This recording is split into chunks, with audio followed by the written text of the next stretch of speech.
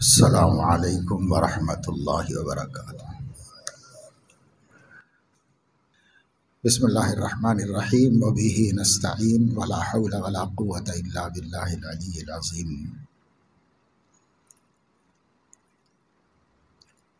سوال ہے کہ امر بالمعروف نہی عن المنکر میں نہیں کر پا رہا ہوں، کبھی شرم کی وجہ سے، کبھی غفلت کی وجہ، کبھی بے توجہی سے۔ بہت باتوں کو بولنا چاہتا ہوں مگر ہمت نہیں ہوتی، اس کے لیے کیا کروں؟ اگر عالم ہے تو عالم کو امر بالمعروف نہی عن المنکر کرنا اس کے فرائض میں اور اس کی ذمہ داریوں میں شامل ہے۔ اسی لیے عالم بنایا ہے اللہ تعالیٰ نے کہ وہ امر بالمعروف اور نہی عن المنکر کرے۔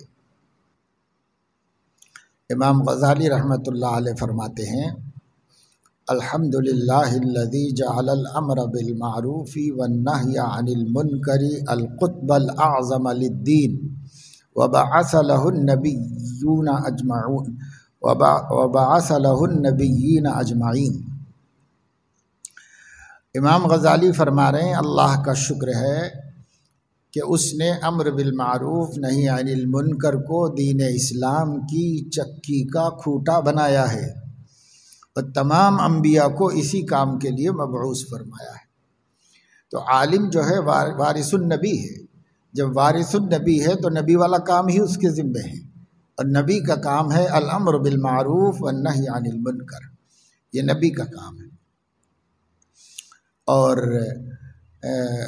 چکی کا کھوٹا اس لیے فرمایا کہ چکی کے بیچ میں لوہے کا ایک کھوٹا ہوتا ہے جس پر اوپر والا پارٹ گھومتا ہے، اس کو اس پر گھمایا جاتا ہے۔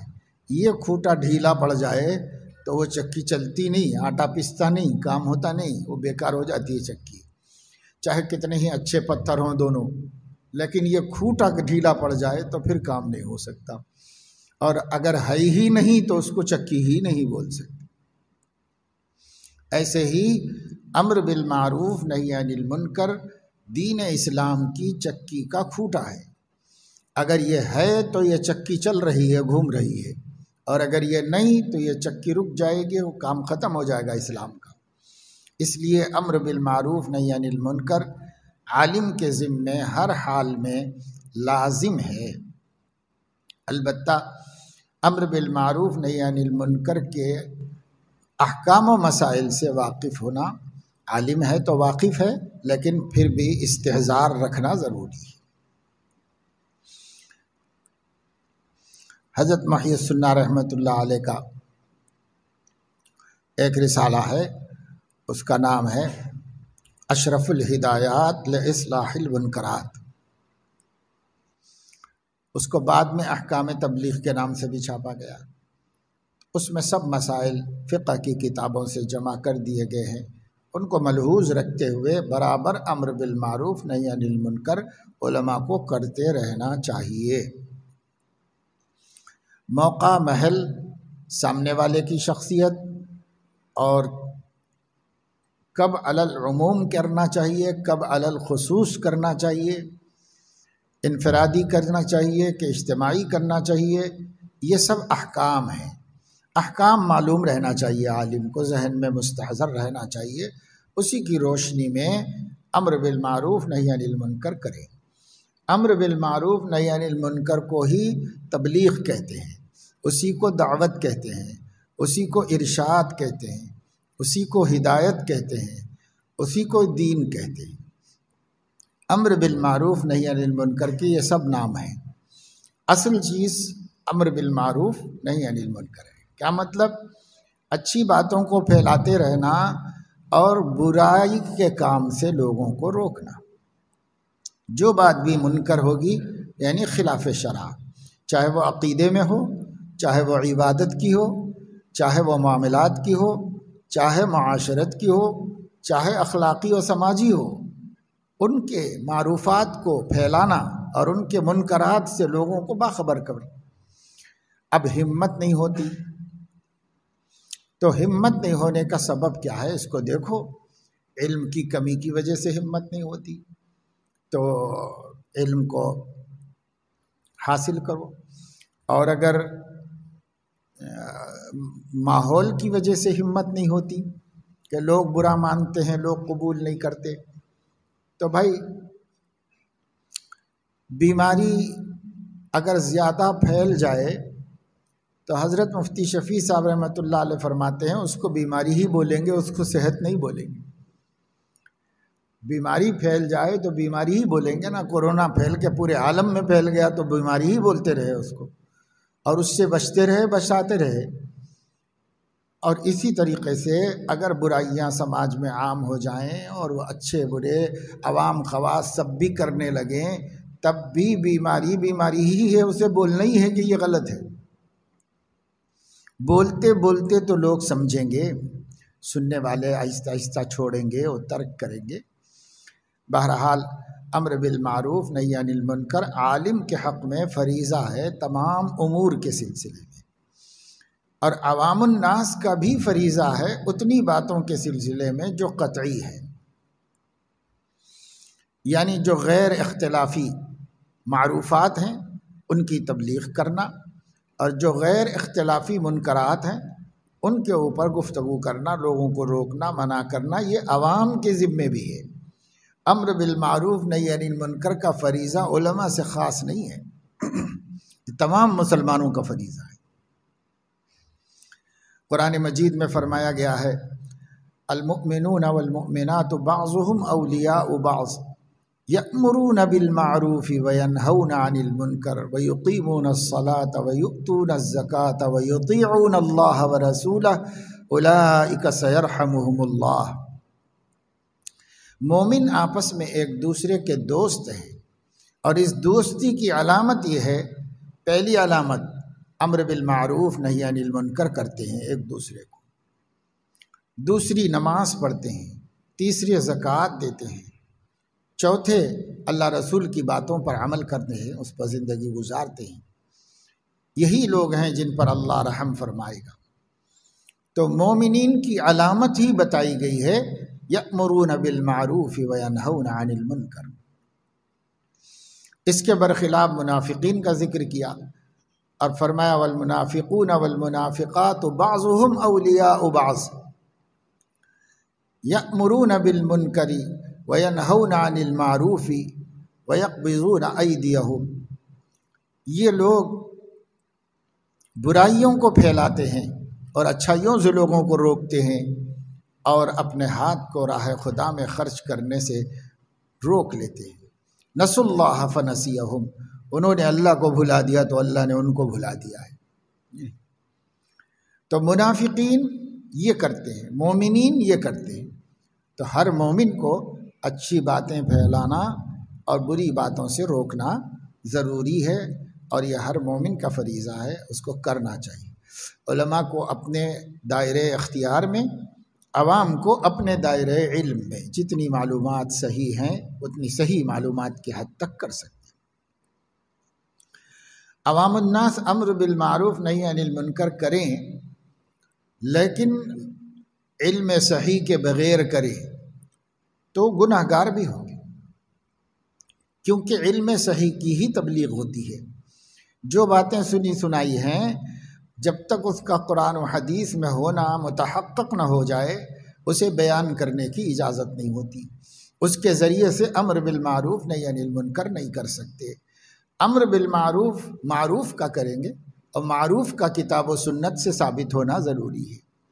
نہی عن المنکر منکر سے کریں گے، اور کسی چیز کا منکر ہونا وہ علماء کے نزدیک ثابت ہو تب اس کو منکر کہیں گے۔ یہ نہیں کہ میں اپنی سمجھ سے کسی چیز کو معروف سمجھوں اور بیان کر دوں، اور اپنی سمجھ سے کسی چیز کو منکر سمجھوں اور بیان کروں، ایسا نہیں ہو سکتا۔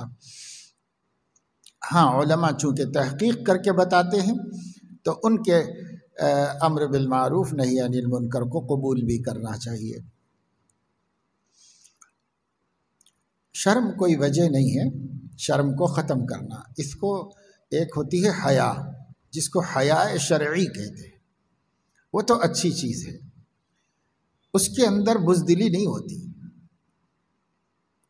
اور ایک ہوتی ہے حیا عرفی، وہ بزدلی کا نام ہے۔ تو بزدل نہیں ہونا چاہیے آدمی کو، ہمت کرنا چاہیے۔ بزدل، بز بکری کو کہتے ہیں، دل تو دل کو ہی کہتے ہیں، تو بزدل کے معنی ہیں بکری کا دل۔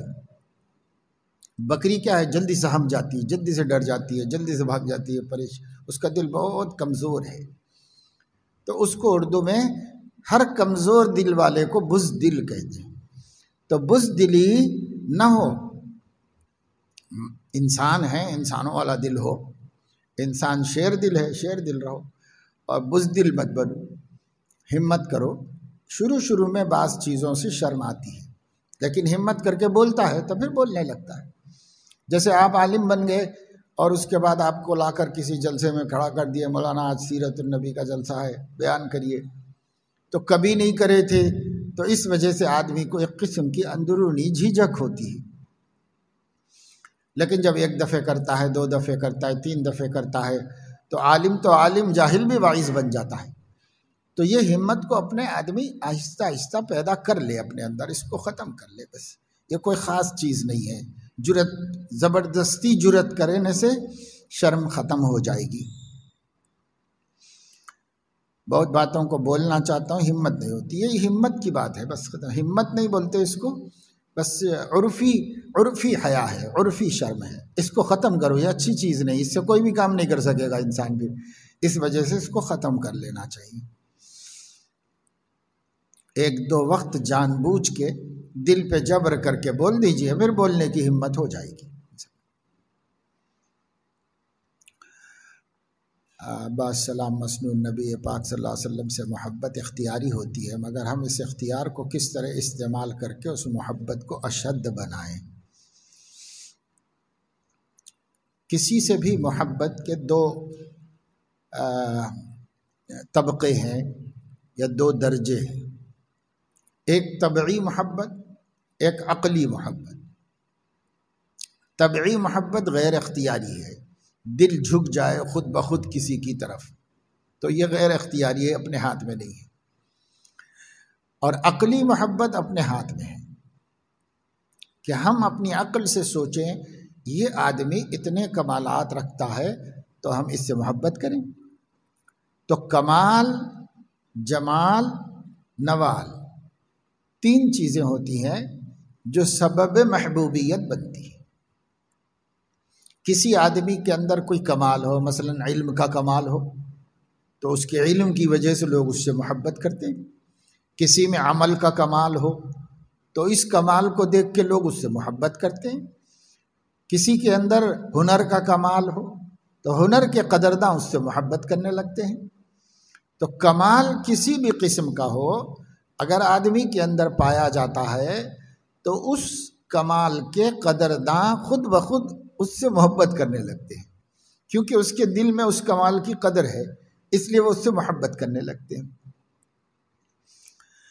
اسی طریقے سے جمال ہے، اگر کسی شخص کے اندر خوبصورتی ہے تو خوبصورتی فطرتاً سبب بنتی ہے آدمی کے دل کے جھکاؤ کی۔ محبت نام ہے میلان قلب کا، دل کے جھکنے کا نام محبت ہے۔ تو پرندہ ہے، خوبصورت ہے تو اس سے محبت ہوتی ہے، کوئی جانور ہے بہت خوبصورت لگ رہا ہے، اس سے محبت ہوتی ہے۔ تو جمال کے خواہش مند کو جمال کی طرف جھکاؤ ہونا فطری امر ہے، لہذا وہ اس کی طرف مائل ہوتا ہے۔ تیسری چیز ہے آدمی کے احسانات، جود و سخا، لوگوں سے ہمدردی کرنا، لوگوں پر خیر خیرات کرنا، لوگوں کو داد دہش کرنا، یہ چیز بھی یہ نوال کہلاتا ہے۔ نوال کے معنی ہمدردی، مہربانی، خیرات، احسانات۔ حضرت صلی اللہ تعالی علیہ وسلم میں بالتحقیق تینوں چیزیں بدرجہ اتم موجود تھی۔ کمالات ایسے کہ کائنات میں کسی اور کو یہ کمالات حاصل نہیں جو حضور علیہ السلام کو حاصل تھے، اور جمال ایسا کہ کائنات میں کسی مخلوق کو وہ جمال نہیں ملا جو آپ علیہ السلام کو حاصل تھا۔ اور آپ کی جود و سخا یعنی دینے کی اور عطا کرنے کی جو طبیعت تھی، یہ طبیعت بھی کائنات میں کسی کو ایسی نہیں ملی۔ صحابہ فرماتے ہیں کہ حضرت علیہ الصلاۃ والسلام سے کسی نے سوال کیا ہو اور لا سنا ہو، ایسا ممکن ہی نہیں۔ لا کا مطلب نہیں بھائی نہیں دے سکتے، لا کسی سائل نے سنا ہی نہیں حضور علیہ الصلاۃ والسلام سے۔ تو یہ ان کی عطاؤں کا حال تھا۔ قرآن کو کہنا پڑا کہ ذرا اپنا بھی خیال کر لیجیے، یہ کہنا پڑا جی نہیں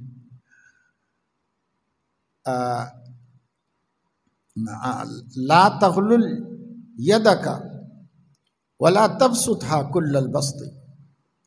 اللہ تعالیٰ نے فرمایا نہ تو ہاتھ باندھ کے رکھیے، نہ ایسا کھول دیجئے کہ پورے ہی کھول دیجئے، فتقعد ملوما محسورا، پہنی ہوئی قمیص بھی اتار کے دے دیں اور پھر گھر سے باہر نکلنے کے لیے انتظار کرتے رہیں کہ کوئی انتظام ہو جائے، تو ایسا بھی نہ کیجئے۔ تو داد و دہش کی انتہا یہ ہے کہ اللہ تعالیٰ کو روکنا پڑا کہ آپ ذرا اپنا بھی خیال رکھیے، اس کے لیے اللہ تعالیٰ کو روکنا پڑا۔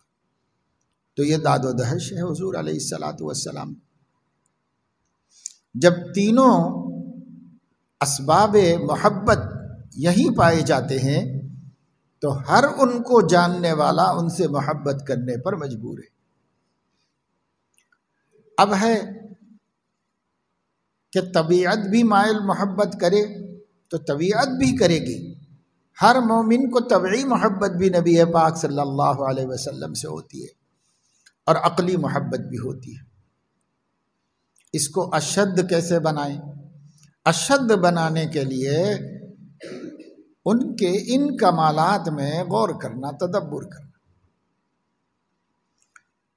حضرت علیہ السلام کی سیرت طیبہ کا مطالعہ کریں گے، آپ کے حالات و واقعات کو پڑھیں، بدل کر مختلف مصنفین کے کتابیں پڑھیں۔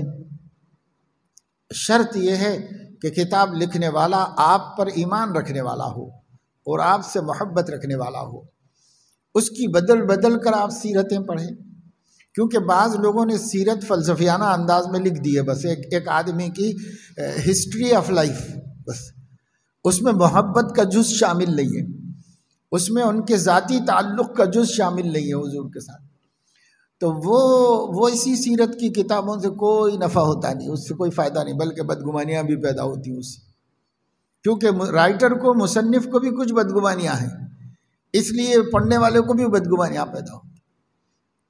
ہاں، جو ایمان والے ہیں اور عشاق رسول ہیں، انہوں نے عشق و محبت میں ڈوب کر جو سیرت کی کتابیں لکھی ہیں اس کو پڑھو تو رائٹر کے، مصنف کے اندرونی جذبات ان تحریروں میں، ان سطروں میں آپ کے اندر بھی آتے چلے جائیں گے، پیدا ہوتے چلے جائیں گے۔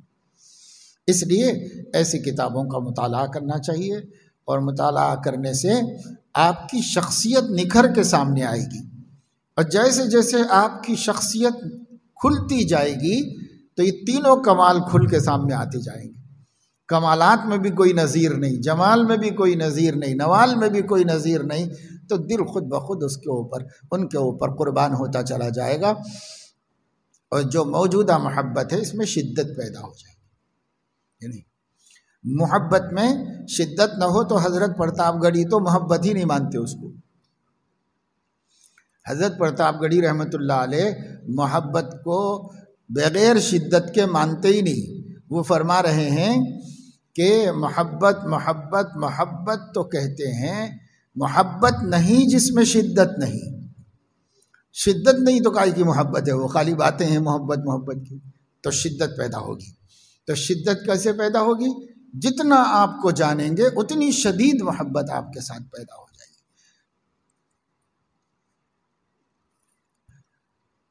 ذکر کے وقت باری تعالیٰ کی کس صفت کا دھیان رکھنا چاہیے؟